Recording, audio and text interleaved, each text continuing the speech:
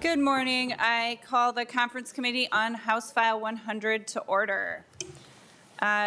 We will be adopting Article 2 and Article 9 today. They are the last two remaining articles, the tax article and the appropriations article. Chair Stevenson, you have a motion? Madam Chair, I move adoption of Article 2 as modified by the summary document. This is the tax article. Representative Stevenson moves adoption of Article 2. Any discussion? Seeing none. Senator Rasmussen. Thank you, Madam Chair. Was wondering if you could, talk about maybe some of the key changes in the tax section, especially how the split between the general fund and the local government cannabis aid, and your thoughts behind some of the changes versus the Senate version. Sure, absolutely.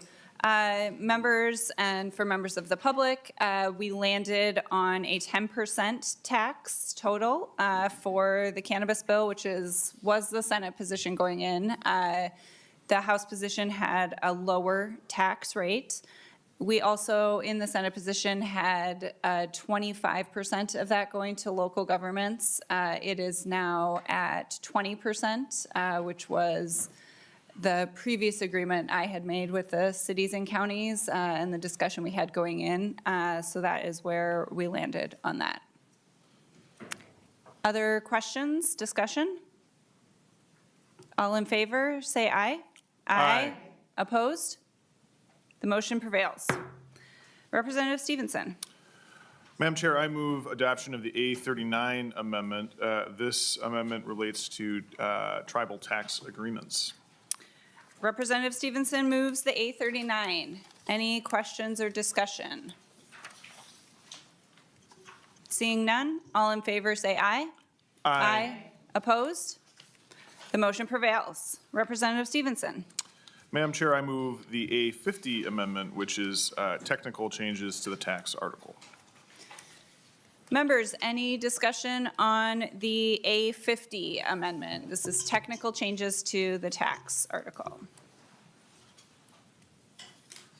All in favor say aye. Aye. Opposed? The motion prevails. Representative Stevenson. Madam Chair, I move the A48 amendment. This is Article 9 in its entirety. This is the appropriations article. There is a spreadsheet in front of members summarizing the appropriations. Members can see that there is a net cost to the general fund of $79,925,000 in the biennium and a net savings to the general fund of $24,413,000 in the tails. Members, we are not going to do a line-by-line walkthrough, but if members have questions, now would be the time. Questions, discussion, Senator Rasmussen. Thank you, Madam Chair. I just wanted to highlight that I appreciate a change that was made in terms of appropriating money to the Office of Traffic Safety, and it looks like, there'll be $10 million going towards them in the first year and then $5 million in all the years afterwards to help fund drug recognition training for peace officers. I think that's going to be really critical, and I also appreciate the addition of language in here to ask the Commissioner of Public Safety to think about the geographic impacts of it, especially talking with law enforcement in greater Minnesota. I know they're concerned around just having the resources to have their officers trained to be able to recognize impairment on cannabis, and I think this will be an ongoing issue that we'll have with legalizing recreational cannabis, and I appreciate some of the changes that were made in the bill. Other discussion? All in favor say aye. Aye. Opposed? The motion prevails. Members, other amendments? Senator Rasmussen. Thank you, Madam Chair. I would offer the A49 amendment, and I'm happy to describe. Senator Rasmussen moves the A49 amendment. Senator Rasmussen. Thank you, Madam Chair. So the A49 amendment relates to the local governance cannabis aid that will be going to cities and counties. And this is actually using language that was in the Senate tax bill talking about some public safety aid. And it lists out a bunch of uses that this money could be used for, but it doesn't limit how this money could be used. So it talks about peace officer drug recognition training that would complement some of the money that's coming from the state, inspection-related activities, public safety equipment, impaired driving enforcement, and other law enforcement agency personnel related to cannabis and public safety. There is a requirement that the city or county would have to consult with their chief law enforcement officer in determining how this aid is used. That was a concern I had heard from police chiefs and county sheriffs, that they wanted to make sure that with this money going to local units of government, that they had a seat at the table and could provide input on how this money was spent. Additionally, towards the back of the amendment, it talks about how this money can't be used. It says that any costs associated with alleged peace officer wrongdoing or misconduct, that this aid cannot go towards that. And it also can't be used to fund effectively pension funds for police and fire. And so I think this would be a good marker to have in this bill, especially what I've heard from law enforcement. They want to make sure they have a seat at the table. Again, this amendment doesn't restrict this money from going towards public health uses or infrastructure uses or anything else, but I think would just put this legislator's mark on there that we care about this money going towards public safety efforts. And our local law enforcement, they're going to be the ones on the front lines having to work with this new legalized recreational structure that we're putting in place. Members, discussion on the A49. Representative Stevenson. Senator Umu Verbatim. Thank you, Madam Chair. I would encourage folks to vote against this. I serve on the Judiciary and Public Safety Committee. We had a lot of discussion about the public safety aid and sort of redefine those eligible uses, I think, to go beyond just law enforcement. We also got rid of that requirement to have to consult with the sheriff, as it was in the tax bill. Looks like this is chief law enforcement officer here. I think that's really problematic. Again, this bill has always been about ensuring that the folks who've been most harmed by prohibition due to enforcement are able to benefit. And so I'm concerned about, I understand that, cities would be able to use it beyond this, but to have the uses here lean so heavy on enforcement and law enforcement uses, I think sends the wrong message. I think we should really be encouraging them to look at public health and education, and not just go back into the enforcement that has brought us here in the first place. So I encourage members to vote against the amendment. Members, other discussion? All in favor, say, Senator Rasmussen. Thank you, Madam Chair. And again, I just think this is a really important amendment. We know, and we've actually heard from some of the agencies that there will be impacts to public safety because of this bill passing. And I think the Senate recognized that there needs to be some local resources to help with some of the externalities, the negative externalities that could result from this bill. And one of those is on public safety. And so again, this is just a marker in the bill that says, ask counties and cities that will be receiving money from this bill to consult with their chief law enforcement officer.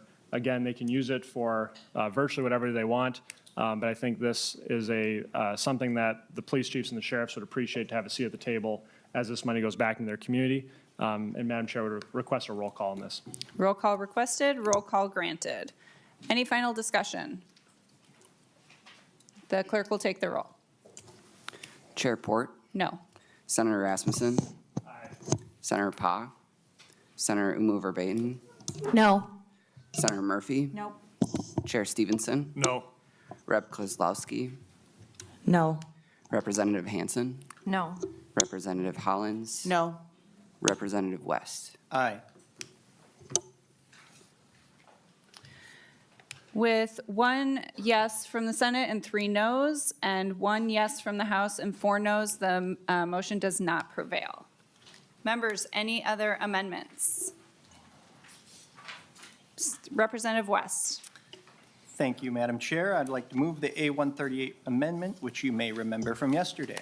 This is the amendment that allows hemp businesses to have their products displayed in locked cases and not just behind the counter, as they do right now. This will lift a burden on them. But one thing in addition I want to mention is the many hemp amendments I brought yesterday are very big concerns in the industry, that if we were not to finish our business, I think this bill will pass into law, but if we aren't finishing the entire legislative business and find ourselves in a special session, that would be a great time to address this because a lot of existing businesses need some clarity on their existing business practices. But in the meantime, I hope the committee will adopt this very reasonable amendment. Representative West moves the A38, and members, I would, A130. A138. You're right, it is a 138. And members, I would encourage a yes vote on this. We appreciate the conversations that you've brought to this, Representative West, and Representative Stevenson and I both think this is a great change. Madam Chair? Representative Stevenson. I don't know, I'm having second thoughts because Representative West said special session, he used those words. Are we sure that this is a good amendment? It's clearly losing support by the moment. Better vote, better vote. Members, any discussion? All in favor say aye. Aye. Opposed? The motion is adopted. Representative West. Thank you, Madam Chair. I'd also move the A139 amendment, which is the same change in another article. And I would say both Senator Port and Chair Stevenson are incredibly wise and beautiful people. Thank you. Representative West moves the A139. Members, any discussion? Madam Chair, Representative Stevenson. I like this one better. All right. All in favor say aye. Aye. Opposed? The motion is adopted. Members, any additional amendments?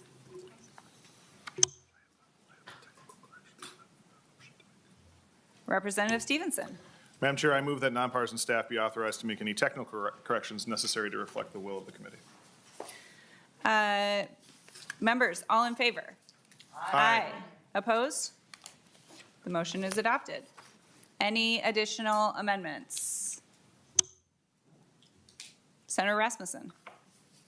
Thank you, Madam Chair. I have no additional amendments today, but just wanted to ask if you and Representative Stevenson could talk about the process going forward from here. Do you anticipate another conference committee? What's the plan from this meeting? Thank you, Senator Rasmussen.